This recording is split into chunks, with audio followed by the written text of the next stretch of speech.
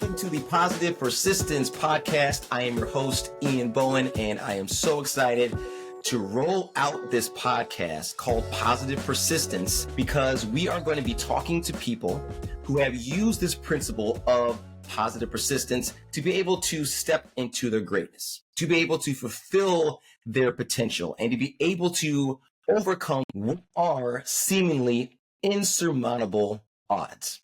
So as we have guests on the show, we're going to be pulling out their techniques, their tricks, their tips, and all the things that they've been able to use in their life to help them get to their goal or where they currently are using positive persistence. Now, for our first episode, what I wanted to do is share with you guys my story and how I was able to use positive persistence to, again, achieve what was thought to be the impossible. Now, I've got a very special guest with me today to help me share that story, and that is my wife, my ride or die, my best friend, my business partner, Dana. Hi to our audience. Thank you for having me today. For sure.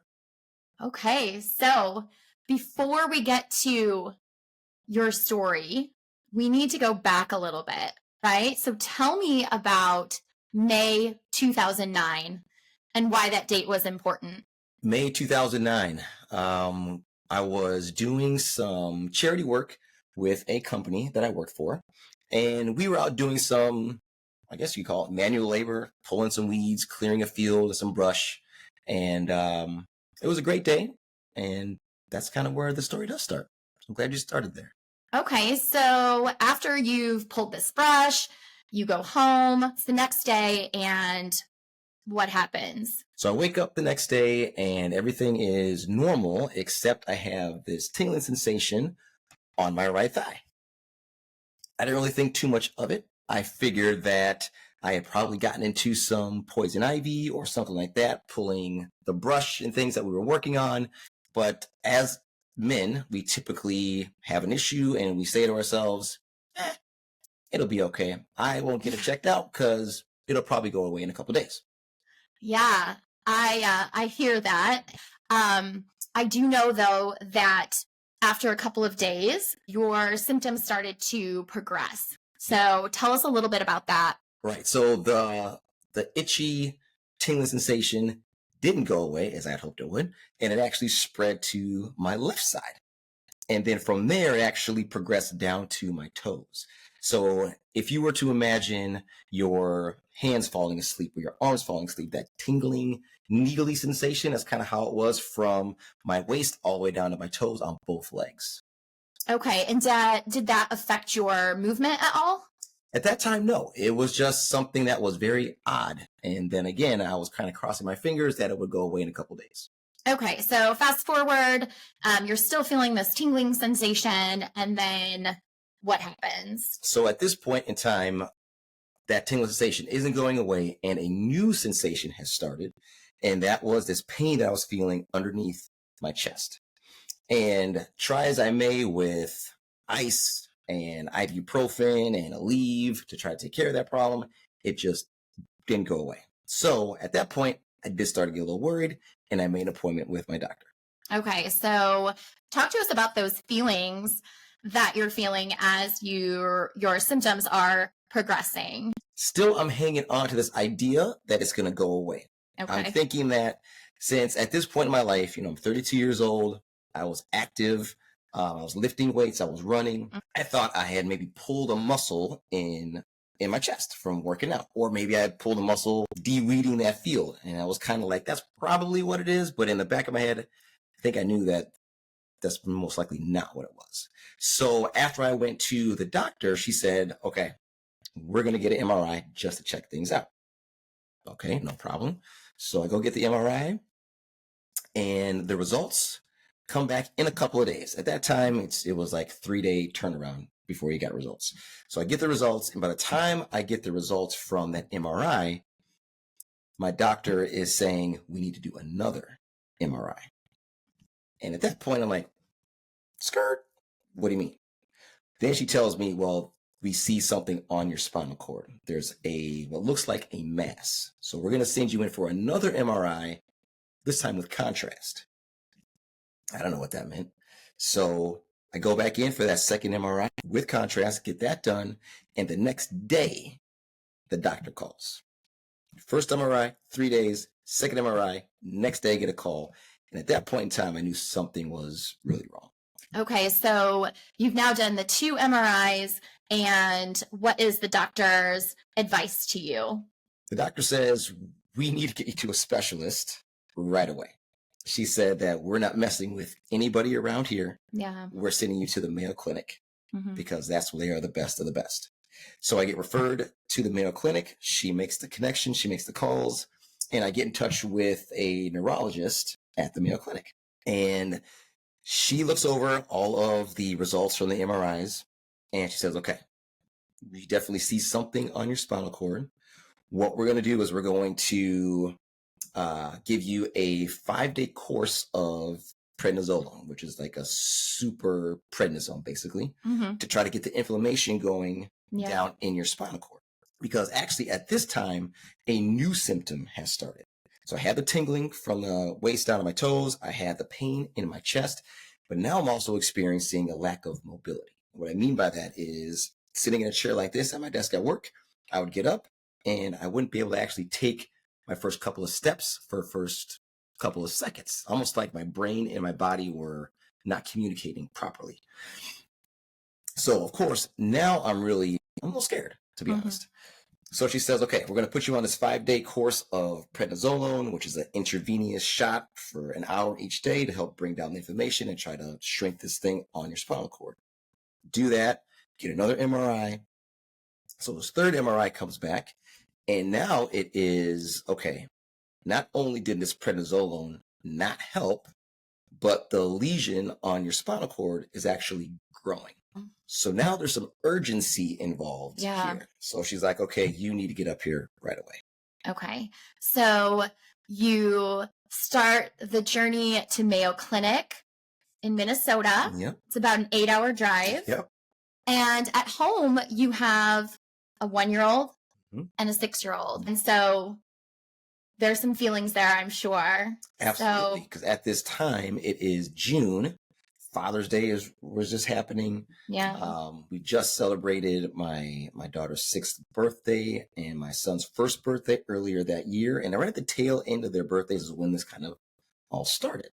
So yeah, I've got little ones at home, and now I'm making a trek up to Rochester, Minnesota to the Mayo Clinic to check out what is going on with my body, which I have no idea. Because up to this point, I am, according to my GP, my general practitioner, I am the picture of health. Every time I go in for a checkup, everything's good, no problem. So all of a sudden, this came out of nowhere.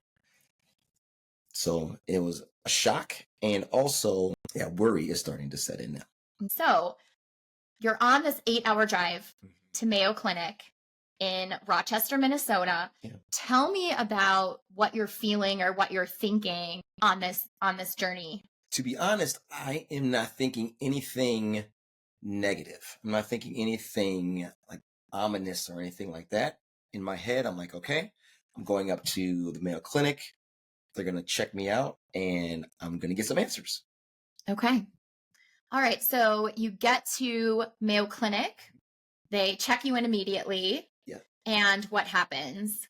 They start their battery of tests. So I do the regular tests that you would normally get at any doctor's office. And then they go into some more invasive stuff. So they give me a spinal tap. They give me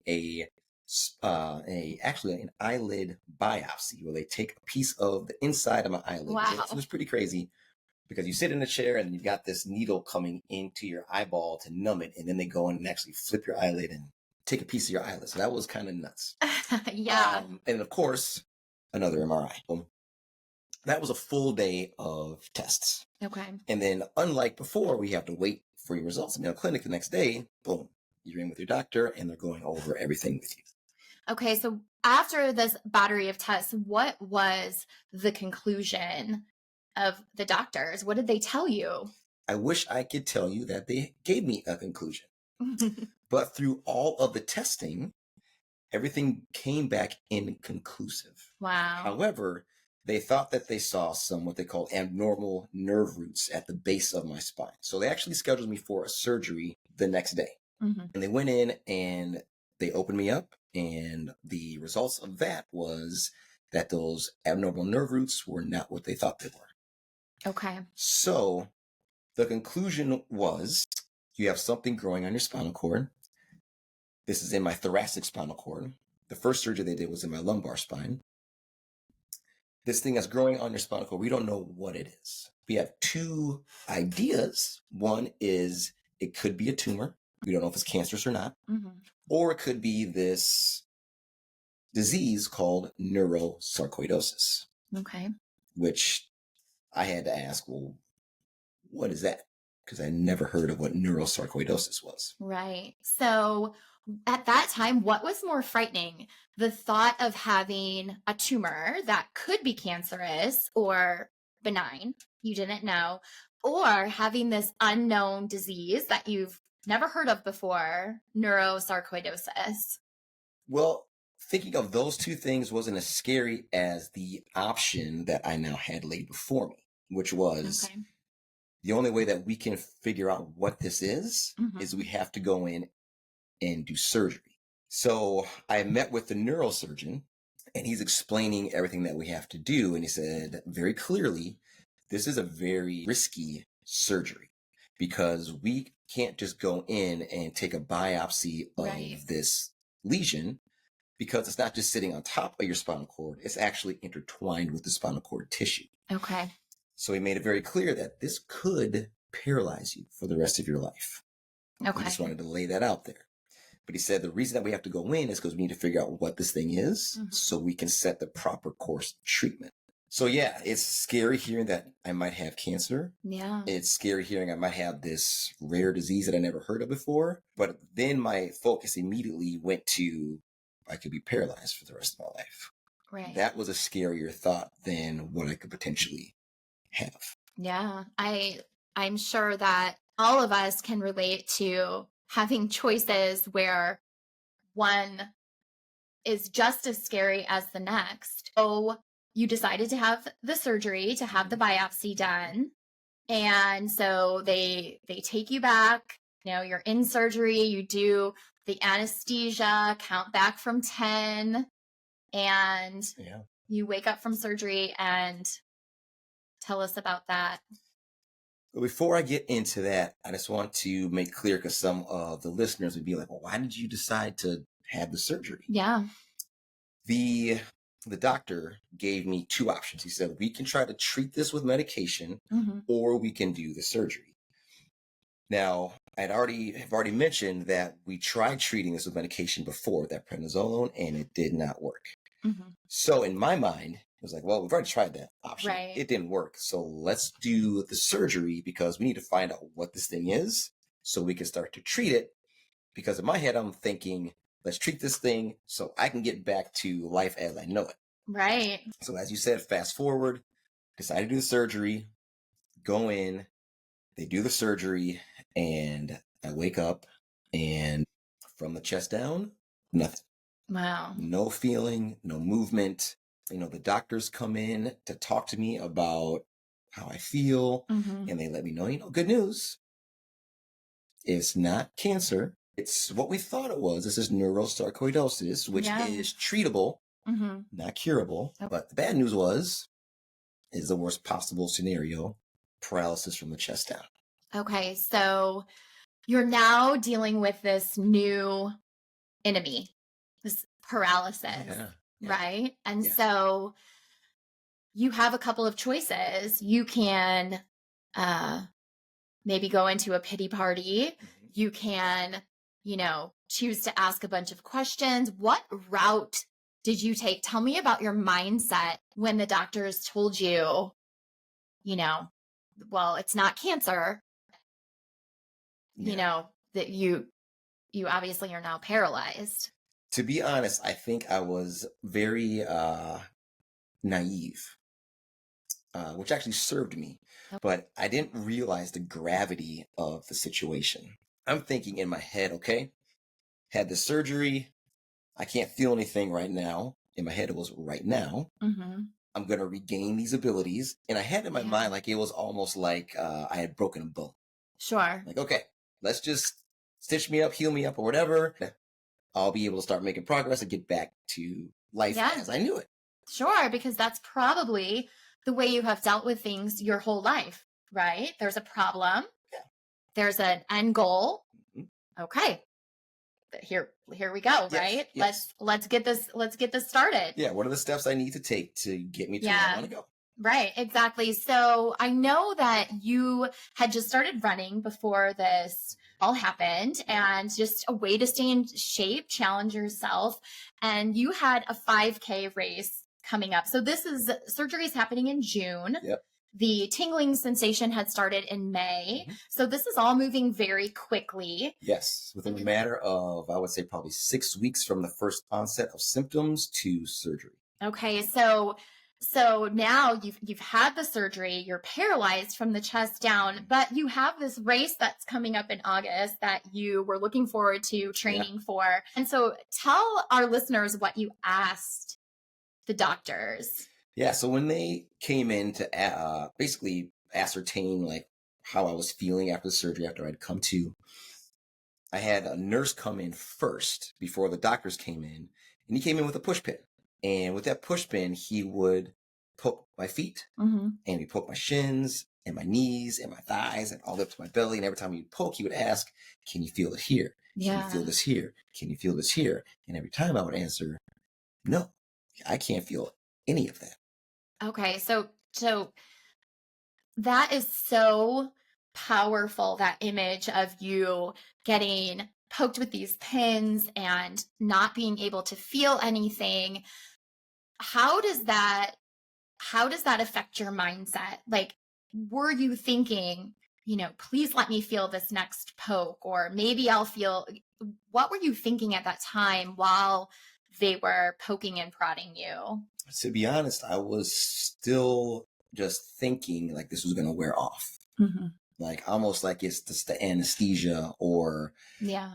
again, I was being naive, which that naivete really protected my mindset because I wasn't allowing any woe is me to set in. Yeah. I wasn't allowing any, oh my gosh, what am I going to do now set in. It was kind of just like, oh, can't feel that. All right. So in my mind, I'm thinking, okay, this is probably going to come back. What's the next step we have to do? Yeah. So I had asked, and we got a little bit off course there because this is so interesting, this process of, what you're going through and what you're thinking. But the doctor comes in, the nurse comes in to poke you. You can't feel anything, but then the doctor comes in and you ask about your prognosis moving forward. Yes. And this might be where reality starts to set in a little bit. So tell us about that. Right. So as I'm explaining to the doctors what happened with the nurse, like, yeah, the nurse came in, he poked me, and I can't feel anything. Mm-hmm. Like, when am I going to start to be able to feel stuff again? And they wouldn't give me a straight answer because, like, really, I guess they couldn't because they didn't know. But we started talking about like me getting back to normal life. Yeah. And I asked him, like, am I ever going to be able to like walk again? When I get the feeling in my legs back, am I going to be able to walk again? And they said, we think that you will be able to walk again, but it'll most likely be with a walker or a cane or crutches, some sort of what they call durable medical equipment. And so I skipped over that, and I was like, okay, I guess I didn't hear that. Because again, I'm thinking about that race you talked about. Yeah. Because I had been training for this race. Yeah. And I said, okay, well, I have a race coming up in August. When am I going to be able to run again? So this is 2 months in the future. Yeah. Yes. So you are now a paraplegic. You cannot feel anything from your chest down. Yeah. And you are thinking to yourself, well, I have a race in 2 months. Yes. And so what about it, doc? Let's get this started. Yep. Yeah. Tell us how that mindset starts to kick in and what steps you take now in order to get to where you want to be. So they tell me that I most likely will never run again. Wow. How did that make you feel? Upset. Yeah. To be honest, to be frank, I was pissed. Yeah. I took it as an insult to me. Almost like, you don't know who you're talking to. Like, how are you Yeah. going to tell me I am never going to Yeah. run again? Like, how dare you? Exactly. Yeah. And that was the catalyst. That was the fuel of my fire of just watch me. Okay. Just watch me. I love that mentality, and that's really powerful. So it was taking that adversity and someone telling you, no, you can't, and you saying, yeah, I can, and I will. Yeah. I must. Yes. Right? Yes, because I had already decided in advance that I was Right. going to do this run. Mm-hmm. And as you'd already mentioned, son is 1, daughter 6. Yeah. I was not about to be relegated to a hospital bed Mm-hmm. or a wheelchair or a walker and raise my kids. Yeah. If I had anything to say about it, that was not going to be the scenario. Okay. So immediately there was this fight response that kicked in, I guess, neurologically, that set in mentally of I'm going to do everything in my power Mm-hmm. to get back to 100%. Yeah. So, after the doctors told me that, it was like, It's go time. When do we start rehab? Let's go. So let's go there. So you are, just hearing this news, and how soon after are you able to start rehab? The next day. Okay. The next day. Now, I'm not able to do much. My rehab started with my physical therapist coming into my hospital room and doing small things. Okay. So I had to relearn literally how to do everything. Mm-hmm. The surgery, the incision was between my spinal or my shoulder blades. So I can't move anything from the chest down. So the only thing I can do is use my arms to move me. But that incision back there it's pretty painful. Even with the powerful medication I was on, we had to start with very simple movements. So I had to relearn how to sit up in bed. I had to learn how to get myself out of bed into a wheelchair. From there, I would go and do some other physical training stuff at the gym. So this is so interesting to me, because you've told us you can't feel anything from the chest down. Yeah. But now you're saying, well, you're getting yourself into your wheelchair. You're getting out of your hospital bed. Yep. How are you doing that without your legs? Right? Figure it out. Yeah. Right? Because the option was, there is no option. Like, I either do this or I do this. I guess I'm hard-headed, but I've always led my life in wanting to do things the hard way, because then I know I can do it the hard way. And if the easy way comes along, okay, no problem, I can handle that. Yeah. But if I do it in reverse and I do it the easy way first, and then the hard way comes, what am I going to do? Yeah. Now I'm screwed. And I also, one of my weaknesses is I have trouble asking for help, as you know. Yeah, I can vouch. So it was okay. I need to get my body from the bed to the wheelchair. So again, after learning how to sit up, it was using my arms to physically move my legs. Yeah. And then prop myself up on the bed, shift my body over, move my legs again, and get into the wheelchair. So you're doing everything through the power of basically your arms and upper body. Your upper body. Yeah. That's amazing in and of itself, that you had the strength and just the mental fortitude to do that, because I'm sure there were some frustrating moments. For sure. Okay. Absolutely. Because this, as you can imagine, is very difficult to do. But I had to remember that I can do hard things. Right? I had to remember all the things that I had done up to that point in my life that were difficult, that I was able to overcome. So this was just another obstacle in the way.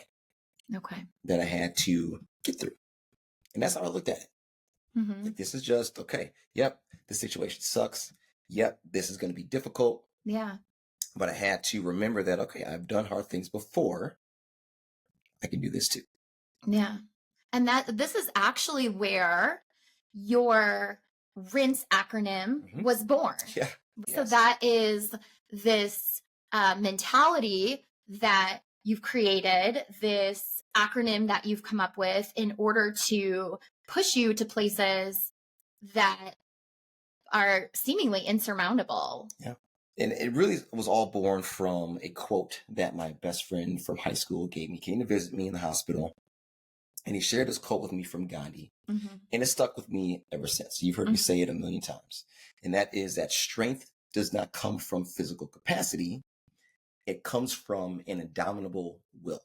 And I take that to mean once you have it here in your mind that you can, that you will, that you must, and that nothing's going to stop you, and you have it here in your heart that you believe in the fact that you can do it, nothing's going to stop you. Mm-hmm. So taking that quote to heart, I went to work. Mm-hmm. And every day that I got up, it was, what's next? Like I was hungry for the challenge because I had to.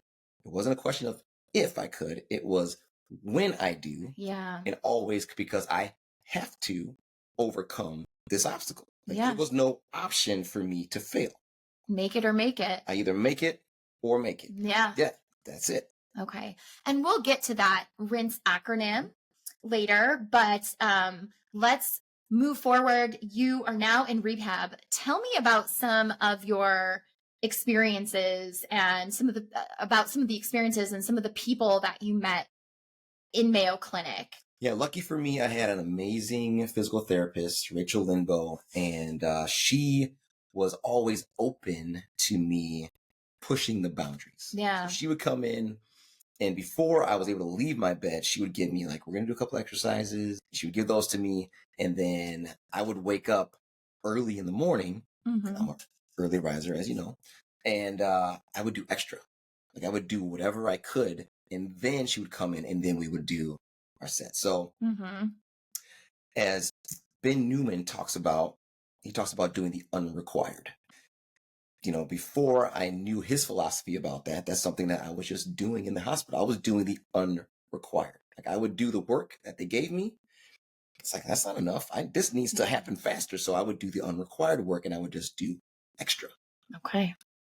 Yeah. And that is a powerful mentality to do extra. And to be honest, I'm so impressed with your gumption, and it was so hard to get through, but you seemingly did it with a lot of grace and power. So tell us though about some of those weaker moments and how you got through those. Yeah. You know, I really didn't have any weaker moments until I got home.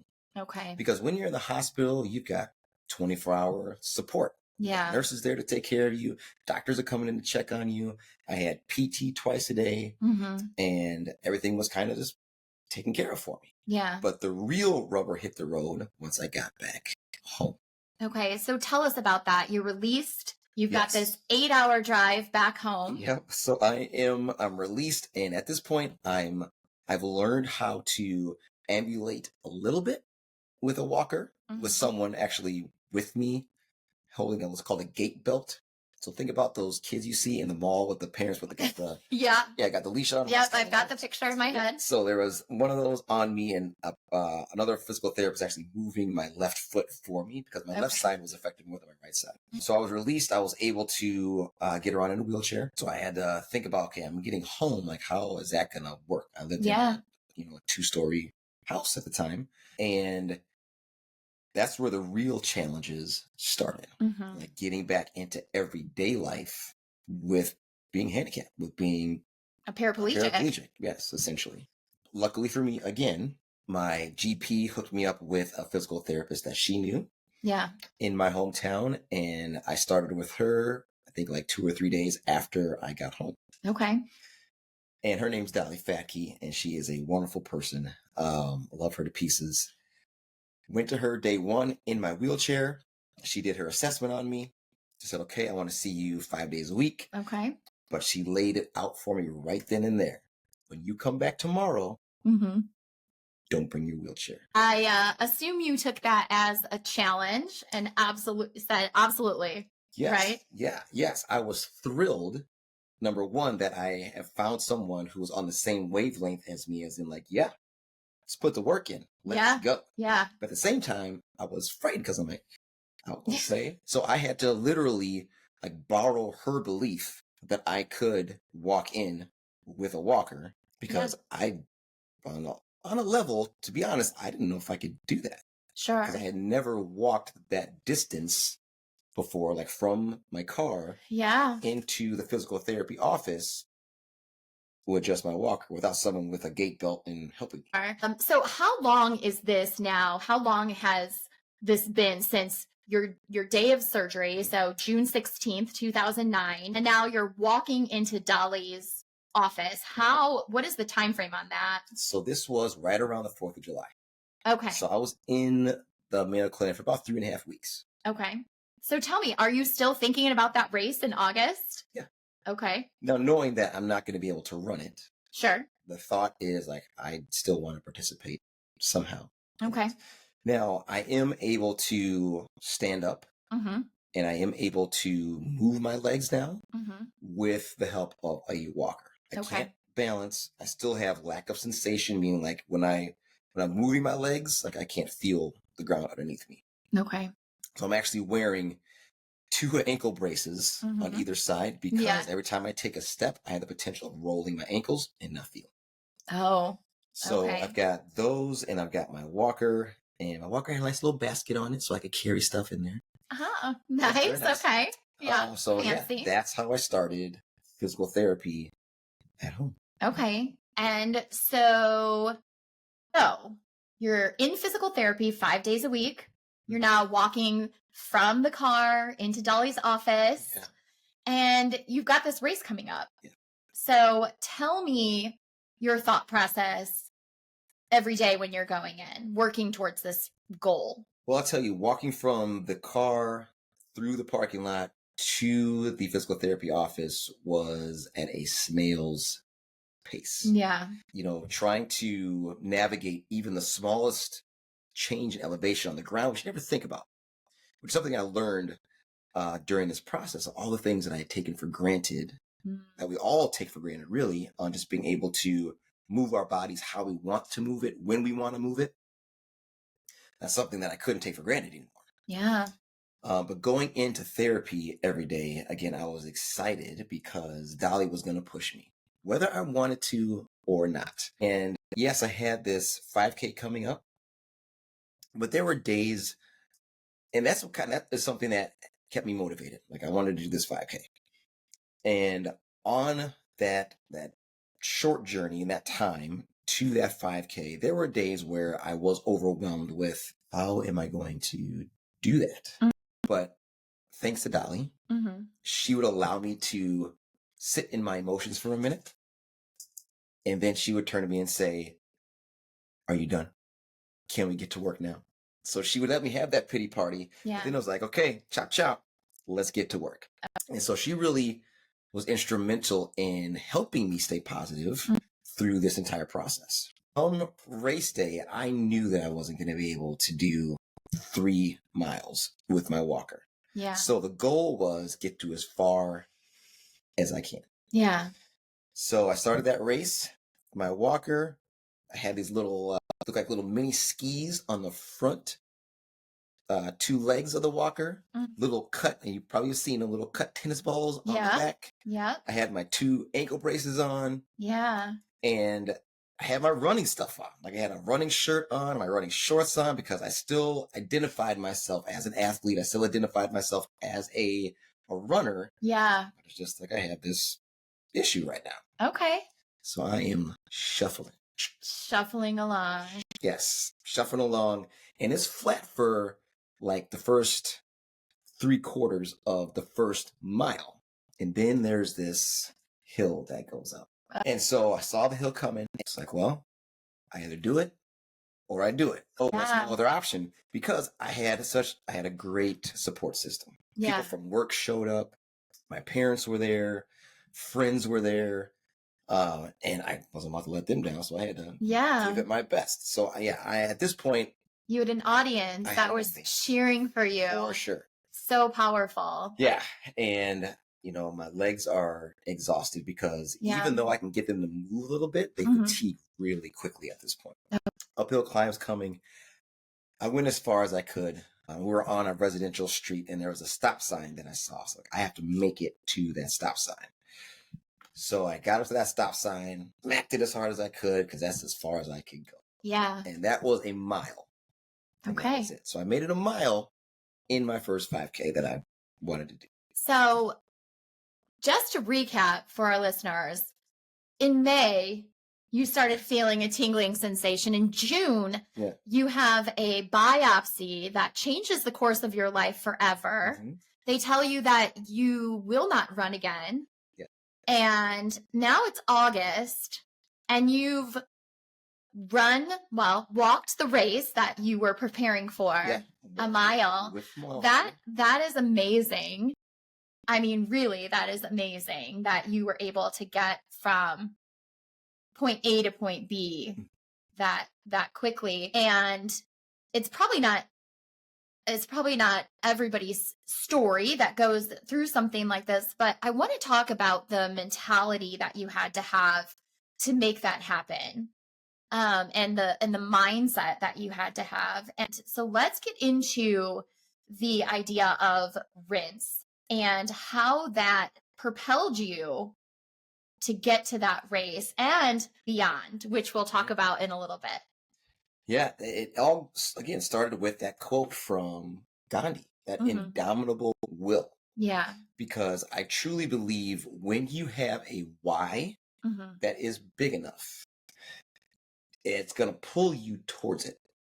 And when you are focused in on that why, it is the most powerful magnet. And it will pull you through your obstacles. It will pull you through your adversity. So being in the hospital, again, I already mentioned the R in rinse, which is remember. I had to remember that I could do hard things, which is something that I had to remember all the way through my journey. And I still use to this day. Yeah.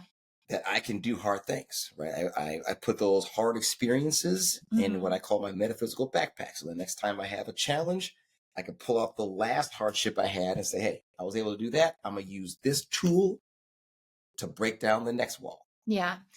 And in the hospital, lying in bed, I really had to think about, literally use my imagination and envision where I wanted to go.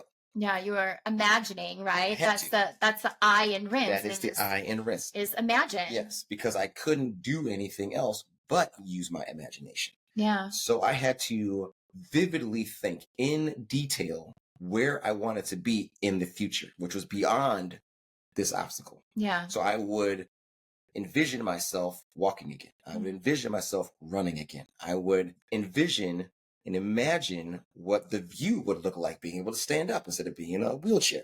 Like all the things that I'd taken for granted before, really feeling them and thinking about how I would be once I got there. Yeah. So you were future casting. Essentially, yes. Yeah. And making it so crystal clear that I could almost taste it. Yeah. And it was like, I'm going there and nothing's going to stop me from getting there. Yeah. Okay. So going then into the N in rinse. Yeah. What does that stand for? So the N in rinse stands for notice. And what that's all about is noticing your small wins. And why is that so important? It's crucial. Yeah. Because a lot of us were always focused on just the goal out there that we want to achieve. And we don't stop to pat ourselves on the back for all the progress that we've made. Yeah. And since we live in the world that we live in now, and we're all about dopamine hits, and we just want to get that immediate gratification, if we don't take the time to stop and see all the progress we've made, we may get disenchanted with the goal. Like it's not happening fast enough. Right. I'm not making progress. Yeah. This is too hard. I'm going to give up.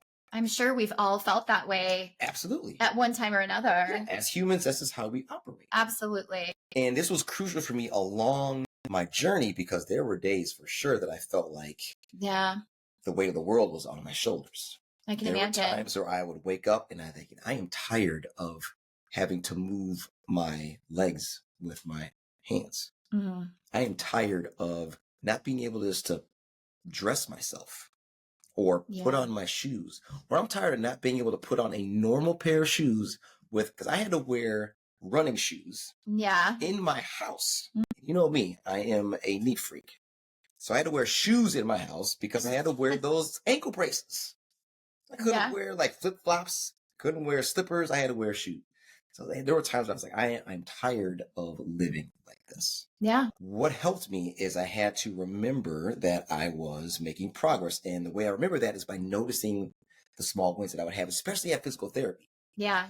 where I would go in and I would be able to, without touching anything, Mm-hmm. step up on a riser, Yeah. which I wasn't able to do a week before. And that excited me. Mm-hmm. And I would notice that I was making progress. And then I Right. would stack those small wins, and then I guess serotonin would kick in, and I would realize I'm making progress towards my goal. Yeah. And that kept me going. Yeah. So it's really important to notice the work that you're putting in, because Yeah. that's what got you to where you are right now. Mm-hmm. In any journey for anybody that's coming back against any type of setback or roadblock or obstacle, when you can look back and realize that all the steps that you've taken so far have gotten you where you are, and you're not back here anymore, you're now here. Yeah. That gives you the hope, and that gives you the confidence to continue to push to get to where you want to be. Even though if it might not be happening fast enough, it's still happening. And that's what was key. Yeah. That's so important to remember, to stack and notice the small wins. So that brings us to the S in the acronym RINSE. Yeah. So explain to us what the S is for. Man, the S is for shift. Okay. And that is about shifting your mindset. Mm-hmm. And that actually really borrows from noticing your small wins. Mm-hmm. Because when you can shift your mindset to focus on the things that you can do and not the things that you can't do, that puts you in the frame of mind of positive persistence. Because now you're able to believe, and the actions that you're taking are going to get results. Yeah. So that mind shift, if you will, is so important to keep you moving forward. That shift in mindset also is going to help protect you against when things don't go your way. Yeah, because inevitably you will have setbacks. For sure. So how do you deal with those setbacks? That leads us right into the E in the acronym RINSE. Yeah, you have to expect them to happen. Yeah. Right. So I was in no way, shape, or form in dreamland thinking that this was going to be an easy journey to be able to learn how to stand up again, learn Right. how to walk again, and eventually learn how to run again. So I knew that the journey was going to be arduous. I Yeah. knew that there were going to be setbacks because I experienced them. Things like, venturing off of my walker, going to 2 canes, going to 1 cane, going to walking with nothing, and falling down Wow. and having to get back up and do it again. Yeah. And falling down in public sometimes. Yeah. And then having people, looking at me when I was in a walker, and I, wondering what's going on with this guy, right? And then all of those feelings of potentially being less than or different, I had to just arm myself with this is what it is. Yeah. So you deal with it and you move on. And another story for another podcast at another time is my childhood and things that I had gone through that had set me up to have that mental toughness and mental fortitude to expect things to be difficult. Yeah. And it's like, okay, well, that's how it is. So what are my options? Mm-hmm. I'm either going to whine about it, cry about it, let it shrink me, Mm-hmm. or I'm going to fight back and push through it so I can succeed and get to where I want to be.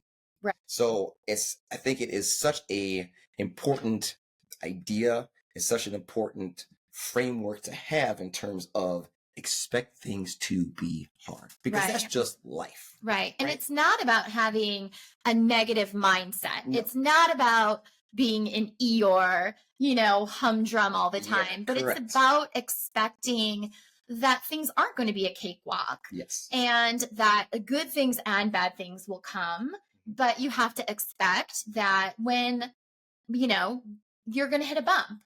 Yep. Right? Yes, it's inevitable. Sure. It's going to come. Sure. So, the saying that it's better to be prepared for an opportunity that never comes Right. than it is to be unprepared when it does. Yeah. Same thing with this. It's better to be prepared when adversity hits so you can deal with it and push through it Yeah. than it is to not be prepared when it comes. Because then what are you going to do?